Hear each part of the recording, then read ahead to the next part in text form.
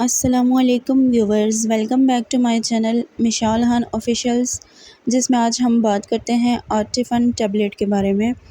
आर्टिफन tablet क्या होती है, इसका इस्तेमाल किस तरह से किया जाता है और कौन सी कंडीशंस में आप इसको यूज़ कर सकते हैं और साइड इफ़ेक्ट्स इसके क्या हो सकते हैं, ये सब जानते हैं इस वीडियो में। वीडियो को लाज़मन वॉच करें और जो न्यू है हमारे चैनल पे, it's a request to all के चैनल को सब्सक्राइब करें, वीडियो को लाइक करें, शेयर करें। Thank you so much. बात करते हैं आर्टिफन टैबलेट के बारे में। ये 50 mg में अवेलेबल होती है टैबलेट और एबट लैब की ये प्रोडक्शन होती है। उसके अलावा ये जो है वो डिज़ाइन की गई है पेनफुल कंडीशंस के लिए, यानी जितनी भी वाइड रेंजेस ऐसी हैं कि पेनफुल कंडीशंस होती हैं जिसमें इन्फ्लेमेशन हो जाती है। उसके अलावा आपके मसल्स, बैक एचेस वगैरह आपको होते हैं, यानी दर्द, सोजिश, उसके अलावा जो है वो पेन रिलीफ़ के लिए जो है वो इसको इस्तेमाल में लाई जाती है। ये था इसका इंट्रोडक्शन। अब बात करते हैं कि इसके अंदर कौन से इंग्रेडिएंट्स होते हैं। तो डिक्लोफेनेक सोडियम इसके अंदर पाया जाता है, जो कि इसका एक्टिव इंग्रेडिएंट है, जिसकी वर्किंग होती है ये सारी। ये था इस मेडिसिन का इंट्रोडक्शन। अब हम बात करते हैं इस मेडिसिन की वर्किंग के बारे में और यूजेस के बारे में कि किस तरह से जो है वो आप इसको इस्तेमाल में ला सकते हैं। तो जैसा कि इसमें डिक्लोफेनेक सोडियम पाई जाती है और ये बहुत हद तक जो है वो दर्द, सोजिश के लिए इस्तेमाल में लाई जाती है और ऐसी कंडीशंस जिसमें आपकी जो है वो बॉडी बहुत ज़्यादा पेनफुल रहती है, आपके मसल्स पेनफुल रहते हैं, तो बोन्स में भी आपको पेन होता है, तो उसके लिए ये क्विक आपको रिलीफ़ देती है। बहुत बेस्ट इसके रिज़ल्ट्स होते हैं। अब हम बात करते हैं कि कौन से हालात में या कौन सी कंडीशंस में आप इसको ले सकते हैं। अगर आपको जो है वो स्केलेटल डिसऑर्डर पेन है या आपको मस्कुलर डिसऑर्डर पेन है, यानी आपके हड्डियों में या आपके स्केलेटन में, यानी हड्डियों का जो आपका स्केलेटन होता है, आपका जिस्म में जितनी भी हड्डियां हैं, अगर आपको उसमें पेन रहता है या आपको मस्कुलर पेन रहता है, यानी आपके मसल्स में भी आपको पेन रहता है, तो इन कंडीशंस में आप इसको ले सकते हैं। उसके अलावा रूमेटॉइड आर्थराइटिस या ऑस्टियो आर्थराइटिस में भी आप इसको इस्तेमाल कर सकते हैं, यानी अगर आपकी हड्डियों में दर्द है या हड्डियों के जोड़ों में दर्द है या आपकी हड्डियों में इन्फेक्शन है या आपकी हड्डियों के जो जोड़ हैं या जो फ्लेक्सिबिलिटी है वो कम हो चुकी है या आपकी हड्डियों के जोड़ों में स्वेलिंग आ चुकी है, यानी सोजिश आ चुकी है, तो इन कंडीशंस में आप इसको इस्तेमाल कर सकते हैं। उसके अलावा एंक्लाइजिंग स्पॉन्डिलाइटिस में आप इसको यूज़ कर सकते हैं।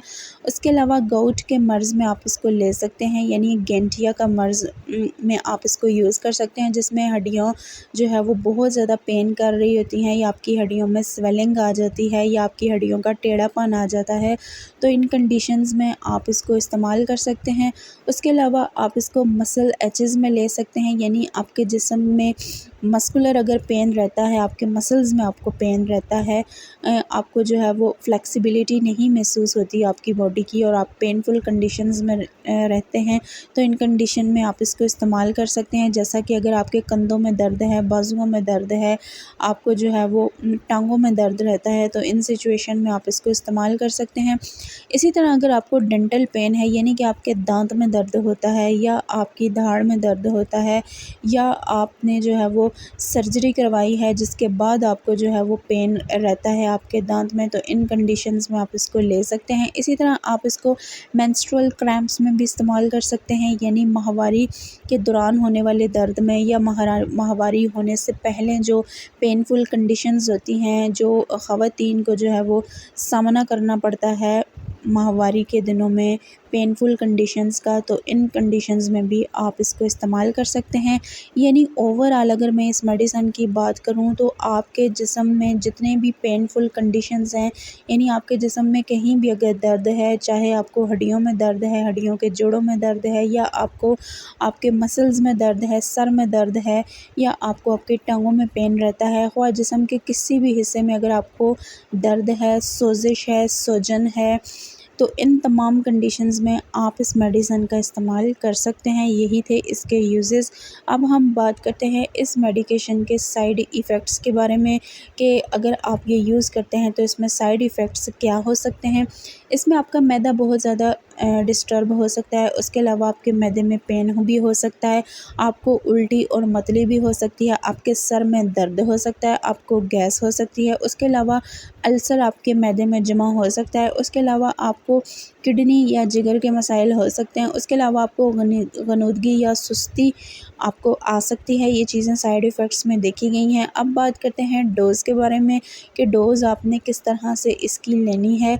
अगर आपकी कंडीशन बहुत ज़्यादा सवेयर है तो आप जो है वो डेली जो है वो 2 मरतबा इस टैबलेट का इस्तेमाल कर सकते हैं खाना खाने के बाद।